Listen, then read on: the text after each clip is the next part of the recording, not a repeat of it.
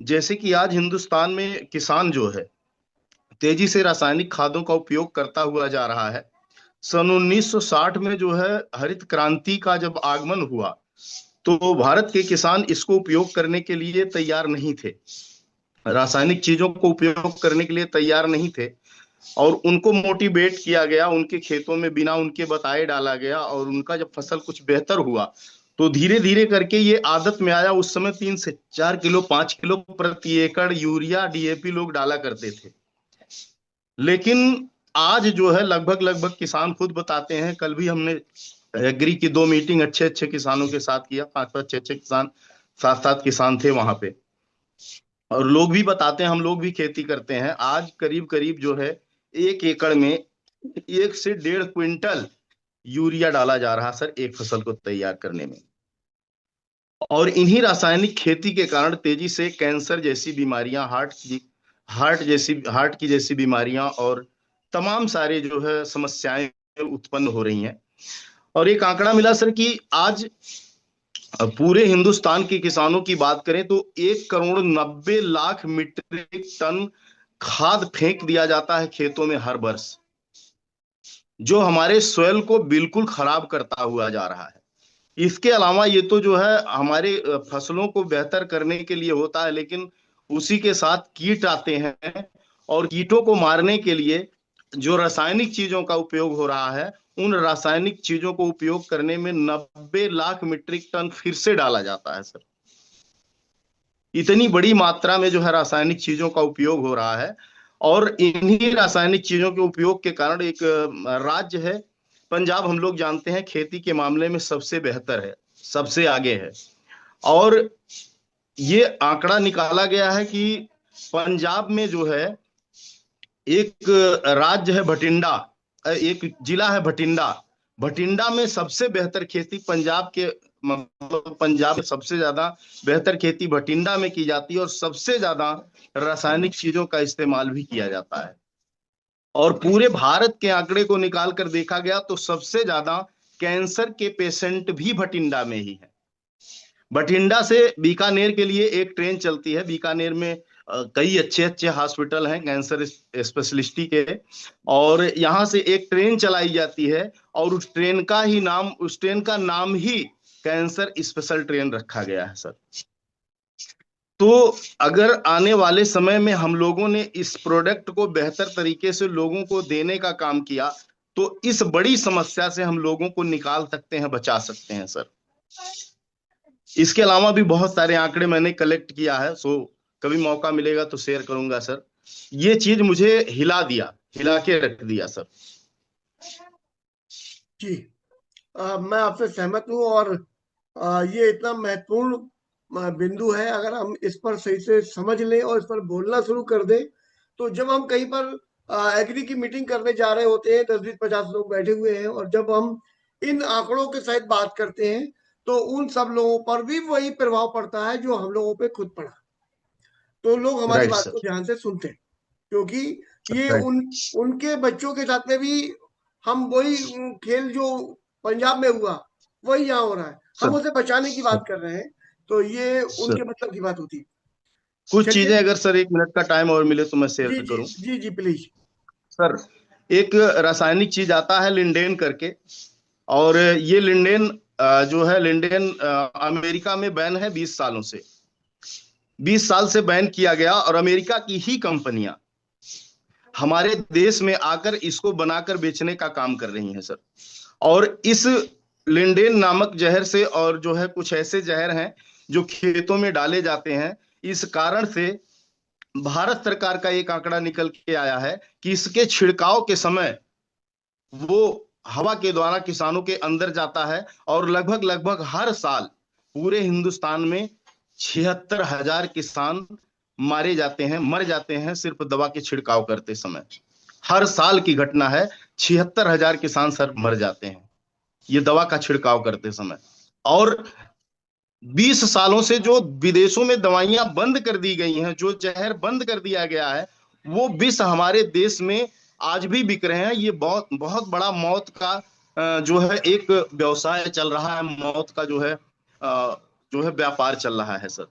तो इससे भी हम अपने प्रोडक्ट से किसानों को बचा सकते हैं कि उसकी मात्रा को कम करके आप डालेंगे तो बहुत बेहतर लाभ मिलेगा आपको। जी जी, धन्यवाद। ये बहुत थैंक यू खतरनाक सर। आंकड़े हैं जो अंदर तक दहला देते हैं। मुझे अच्छी तरीके से याद है कि जब हम छोटे थे तो घर में हमारे पिताजी कहा करते थे, देखो अब संजय, अपने लोगों को, शहर वालों को ना खाने को नहीं मिलता, गांव वालों देखो कितने पहलवान होते हैं, उनको अच्छा खाने को मिलता है। लेकिन आज की तारीख में हम किसी भी शहर का अस्पताल देख लें, उसमें नब्बे जी परसेंट लोग गांव के हैं। क्यों है? क्योंकि शहर तक आते आते उस केमिकल का, उस जहर का असर तब भी थोड़ा कम हो जाता है। उनको तो ताजी ताजी मिल रहा है। उनके घर का जो सबसे सर। यंग बच्चा है, जवान बच्चा है, वो टंकी पीछे लाद के वो स्प्रे कर रहा है। और वो, जैसा भी राजकुमार सर ने कहा, कि वो जहरीला रसायन उसके सांस के द्वारा, उसकी त्वचा के द्वारा उसके अंदर जा रहा है। तो वो जवानी में ही, उम्र तो उसकी 25 साल है, लेकिन उसकी ऑर्गन एज मालूम पड़ा 75 साल, 80 साल हो चुकी है। हम उसको वहां खत्म कर दे रहे हैं। तो ये लोगों को जागरूकता करने का एक बहुत बड़ा विषय है। और इसमें किसान लोगों को भी समझ में नहीं आ रहा, वो भी अपने आप को एक चक्रव्यूह में फंसा हुआ सा महसूस कर रहे हैं।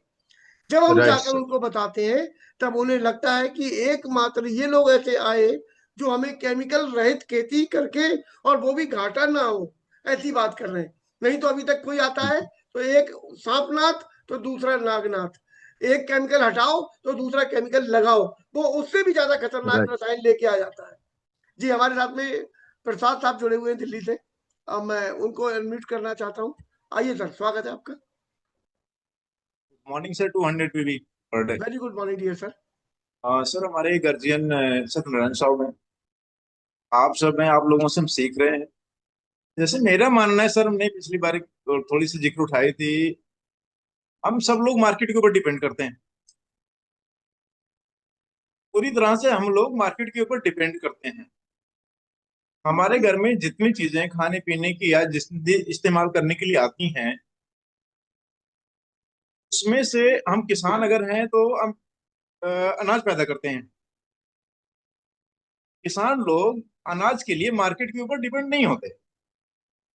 ठीक है सर। यस। अच्छा, दूसरी बात, सारी चीजें हम पैदा नहीं करते हैं, मार्केट से भी हमें लाने पड़ते हैं कई चीजें। मार्केट की चीजें जो हम ले आते हैं उसको हम कई बार जांच करते हैं, ये हमारे लिए ठीक है या नहीं, कई बार जांच करते हैं। इसके बाद हम उसका पेमेंट करते हैं। इसके बाद भी कहते हैं अगर कोई दिक्कत होगा हम वापस करेंगे। हम किसान हैं, जाने अनजाने में बहुत सारी चीजें कर जाते हैं जो हमारे समझ के बाहर है, वो हम पकड़ नहीं पाते हैं, लैक ऑफ नॉलेज। जो हम अनाज पैदा करते हैं, गेहूं, हम कृषि प्रधान देश के हैं, हम मुख्य रूप से धान और गेहूं पैदा करते हैं। जो हमारे खेत में आती है, हमारी मेहनत से आती है, और उसको हम पूरी साल मेहनत करके लाते हैं। जाने अनजाने में जो डिफिशियंसी आ रही है, खाद हम डाल रहे हैं, वो पौधे के ऊपर डल करके, बीज में आकर के, अनाज बन करके हमारे घर में आ रहा है, उसको हम नहीं जांच कर पा रहे हैं। तो हम ये भी चाहते हैं कि जो हमारे घर में आए अनाज वो स्वस्थ हो, जिससे वो एक तरीके से और भी हमें हेल्प कर सके सर। तो हमारे लिए ये प्लेटफॉर्म सबसे बढ़िया लगता है। तो हमें इसकी भी अवेयरनेस बहुत इंपॉर्टेंस है। जो हम बाहर की तरफ जांच पड़ताल करते हैं, वो हम जो पैदा करके ले आते हैं, वो भी हमारे घर में आने के पहले स्वस्थ होना चाहिए। नहीं तो हम किसी न किसी तरीके से हम फिर वहीं पहुंचेंगे घूम घूम करके, तो भी एक बहुत बड़ी बात होगी। Thank you sir. Thank you sir, thank you very much sir. आपने बहुत जरूरी बिंदु की ओर हम लोगों का ध्यान आकर्षित किया। अभी की घटना है, ग्रेट लीडर रामवीर सर अगर यहाँ पर उपलब्ध है तो वो शेयर कर देंगे, अगर तो ज्यादा अच्छा रहेगा। ये गन्ने से क्या वो बनता था, सीरा? क्या रामवीर सर उपलब्ध है सर? जी सर, हम बात कर सकते हैं हम लोग? चलिए, शायद आवाज नहीं पहुंच रही हो, सिग्नल की दिक्कत रहती है उनकी तरफ। वो जो सीरा बनाया जाता है, सिरका सिरका बनाया जाता है, गन्ने से जो सिरका बनता है। तो एक सज्जन हमारे जो थे, वो हर बार सिरका बनवाते थे अपने गन्ने का, और वो अपने साथियों में बांटते थे। तो इस बार उनका, पिछली बार उनका सिरका नहीं बना। सिरका नहीं बना तो उन्होंने दोबारा दिया, दोबारा बनवाने का प्रयास किया, वो दोबारा भी नहीं बना। फिर तीसरी बार दिया, वो तीसरी बार भी बनने का नहीं बन पाया। फिर वो जब गन्ना मिल में गए और उसको तुलवा रहे थे, तो बाई चांस उनने उनसे जिक्र किया, भाई साहब हमारा सिरका नहीं बन पाया इस बार। तो उन्होंने कहा क्या क्या लगाया गन्ने में आपने, केमिकल कौन कौन से डाले?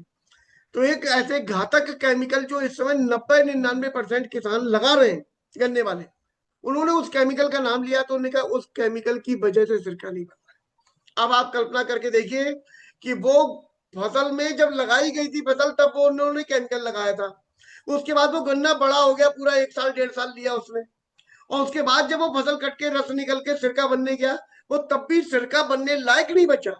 हम उससे बनी हुई चीनी खा रहे हैं, उससे बने हुए उत्पाद खा रहे हैं, वही केमिकल, वही घातक रसायन सब्जियों में छिड़का जा रहा है। वो जो 1.5 साल तक 2 साल तक उसमें जहर इतना रहेगा, वो 3 दिन के बाद टूट के सब्जी हम लोगों के घर में आ जा रही है। तो एक बहुत खतरनाक कुचक्र में हम सब लोग फंस चुके हैं, हम सब भी फंस चुके हैं।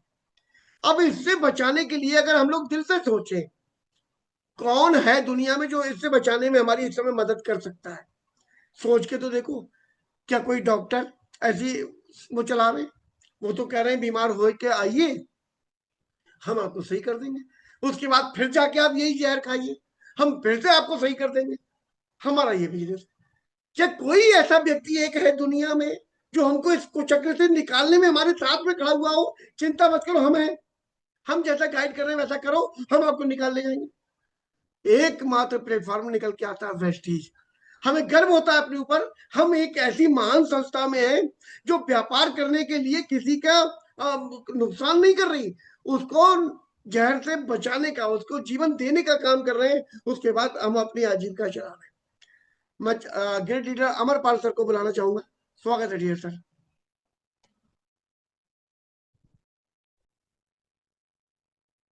जी सर, ये हकीकत में बहुत ही ज़्यादा इम्पोर्टेंट टॉपिक है और सारा गेम है महसूस करने का। अगर हम महसूस कर लिए तो अपने आप को और अपने परिवार को हम काफ़ी हद तक बचाने में सक्सेसफुल हो जाएंगे। अदरवाइज जैसे धारणा ही है ना, दुख में सारे लोग सिमरन करते हैं, अभी भी है, मैक्सिमम लोग दुख में ही सिमरन करते हैं। और ये कहावत बहुत पुराने से कही गई है ना, ऊपर वाले को ध्यान में रखते हुए कि दुख में सारे लोग ऊपर वाले को याद करते हैं और सुख में कोई याद नहीं करता। यदि उसे सुख में याद किया जाए शायद दुख होने ही नहीं पाया होगा। तो ये हर जगह पे अगर देखा जाए तो लागू होता है, हमारे शरीर के लिए भी लागू होता है, हमारी खेत जमीन के लिए भी लागू होता है। तो जमीन बोल तो नहीं सकती, लेकिन अगर समय रहते उसमें हम ऐसी चीजों को जानबूझ करके डालना शुरू कर दें तो स्वाभाविक सी बात हो, जमीन ना केवल हमें बल्कि आने वाली हमारी जनरेशन को भी स्वस्थ रखने में मदद करेगी। तो सारा कुछ जागरूक होने के साथ साथ भी लोग नजरअंदाज करते हैं, ये कष्ट होता है। तो हमें जागरूक तो होना ही होना है, लेकिन उसको बहुत ज्यादा फील करना है कि अगर जागरूकता के बाद हमने इसको अडॉप्ट नहीं किया तो उसके परिणाम क्या होंगे, और अगर कर लिया तो परिणाम क्या होंगे।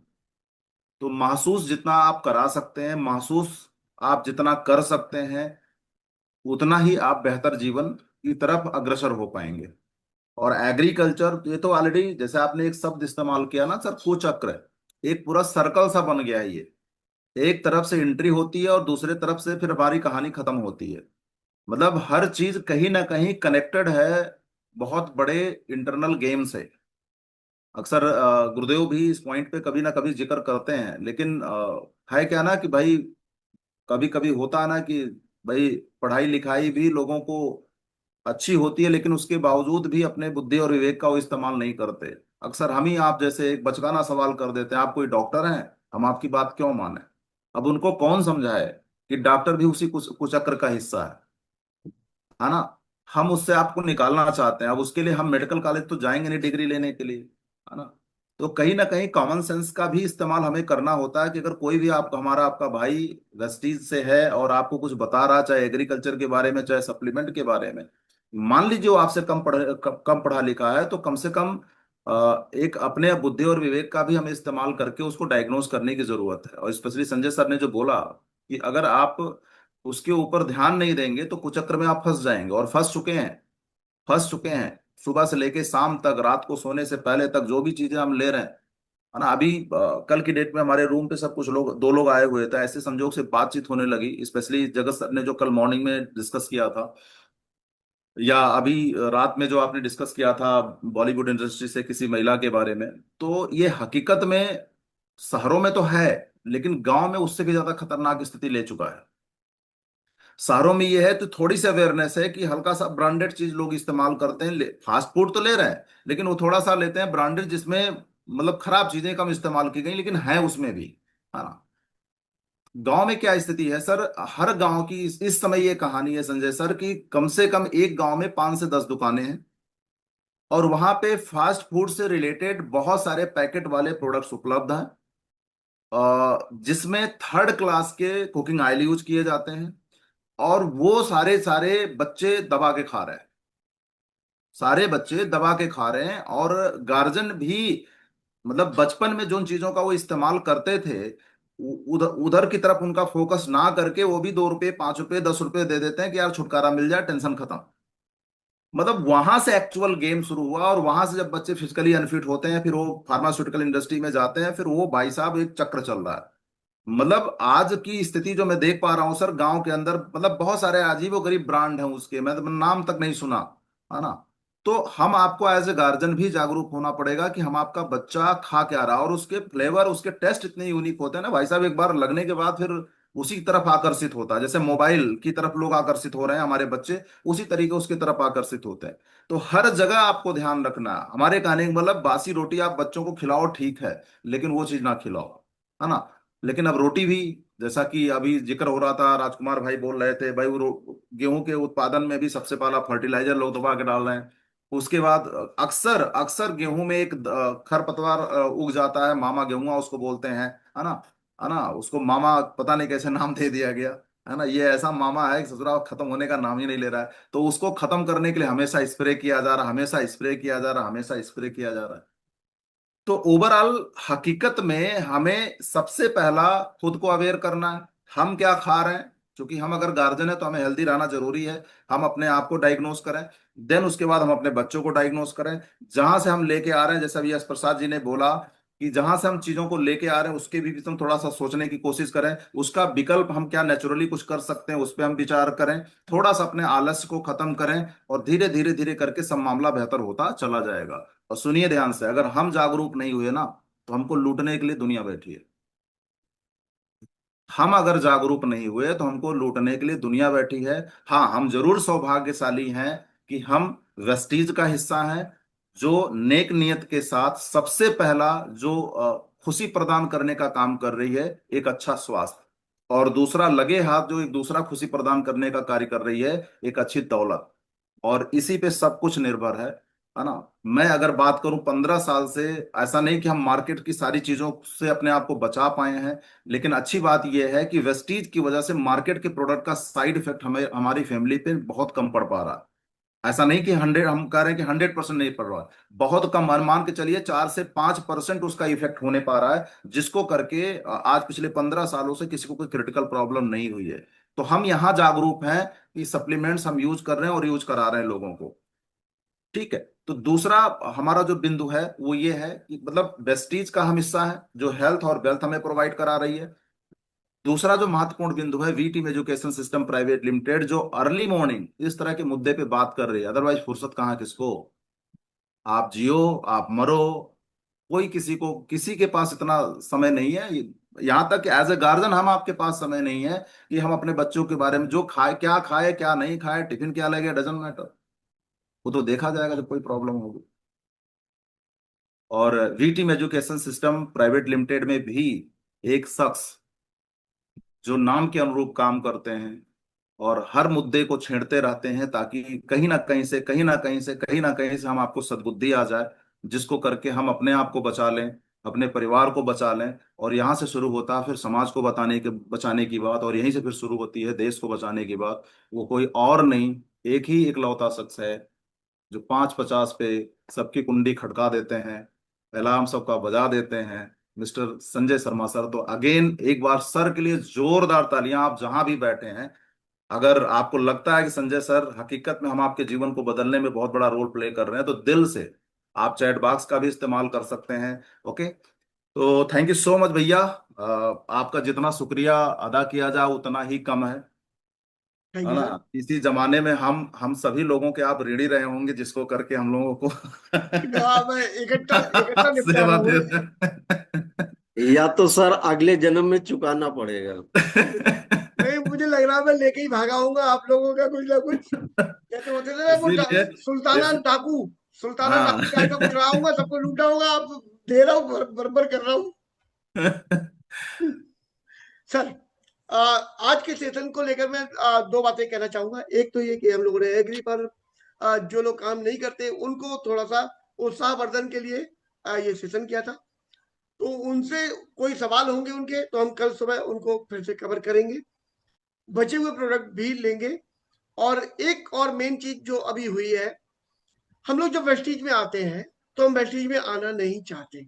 हमें कोई व्यक्ति या तो प्रभावित करके ले आता है, या हमारी कोई मजबूरी होती है जो हम काम करने के लिए वो उतारू जाते हैं कि यार कोई काम नहीं चल रहा, चलो तो यही कर लो, या कोई ऐसी कंडीशन बनती है हम आ गए। अधिकतर लोगों का ये होता है। तो वो जब बिजनेस करने के लिए निकलते हैं तो उनके मन में कहीं ना कहीं ये होता है कि हम कोई ऐसा काम करने जा रहे हैं जो सामने वाला मना करेगा, यार हम तो छिपाए रह सकते हैं, किसी को पता ना चले हम वेस्टीज कर रहे हैं। तो जब हम पर कुछ हो जाएगा, कोई हम तोप मार लेंगे, तब बताएंगे। हम्म। तो छिपा क्यों रहे? इसका मतलब अंतर मन में कहीं पर ये है, वेस्टीज की छवि उनकी खुद की खराब है उनके मन में। Yes yes yes. आज का सेशन मैं आप सब लोगों का आह्वान करूंगा, मनन कीजिए। मैंने एक शब्द यूज किए थे, हम सब, यानी कि यहाँ जितने बैठे हैं उन सबको भी मैंने लपेटा था उसमें, कि एक कुचक्र में फंस चुके हैं, जिंदा रहना मुश्किल है। पूरी जिंदगी कोई भी जी के नहीं जा रहा, ना हम ना हमारे परिवार के लोग, सही। और ऐसा चारों तरफ से फंस चुके हैं। अभी थोड़ी देर के लिए वेस्टीज को किनारे कर लो। अच्छा, हम्म। अब बताओ, सोच के देखो, पूरी दुनिया में कौन ऐसा व्यक्ति है जो हमको इस कुचक्र से निकालने में आ रहा है?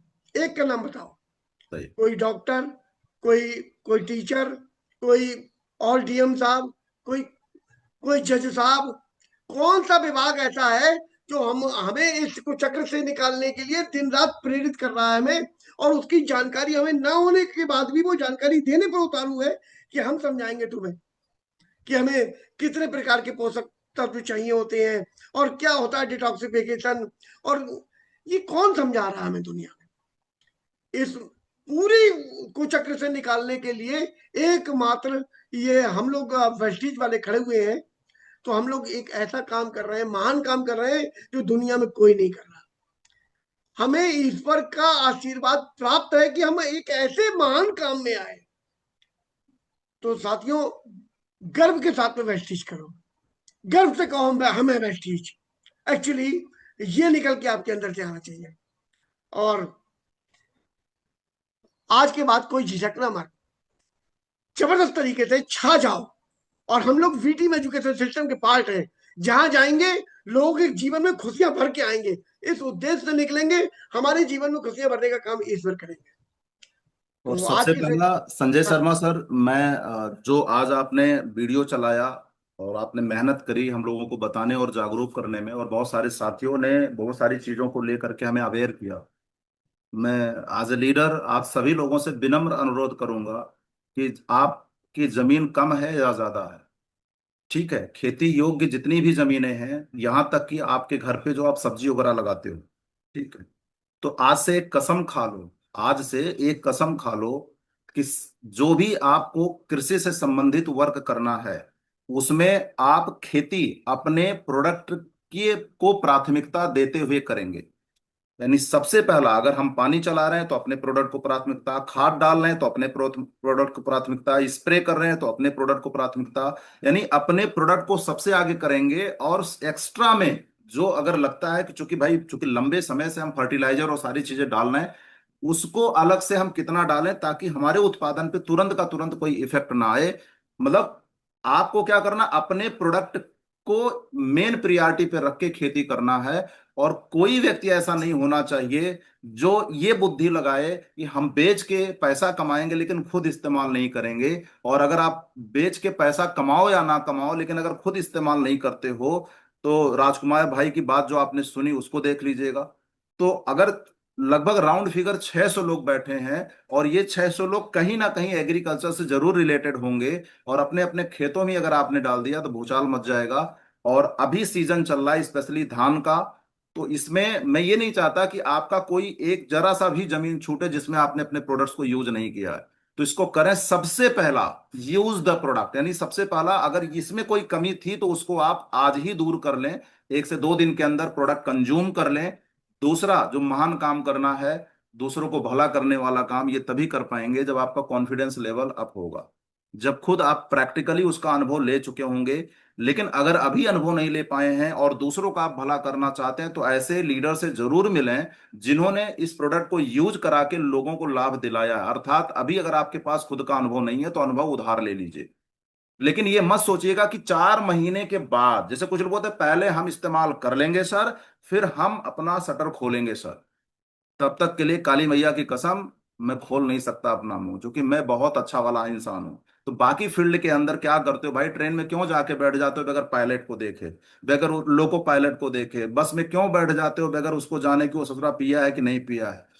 तो मेरे कहने का मतलब, अगर इस प्रोडक्ट्स पे आपको तुरंत काम करना और आपका इसका कोई अनुभव नहीं है, तो जिनके पास अनुभव उनका इस्तेमाल करिए, उनका उधार लीजिए, अपने खेतों में उस प्रोडक्ट को यूज करिए। और दूसरा जो सबसे बड़ा काम करना है, उन्हीं अनुभव का उधार लेकर के आप लोगों को बताना शुरू करिए, देर मत करिए। क्योंकि भला जितना जल्दी जल्दी आप लोगों का कर सकते हैं उतना ही अच्छा होगा। लेकिन सबसे पहला अपना भला करिए, सबसे पहला अपना भला करिए, है ना?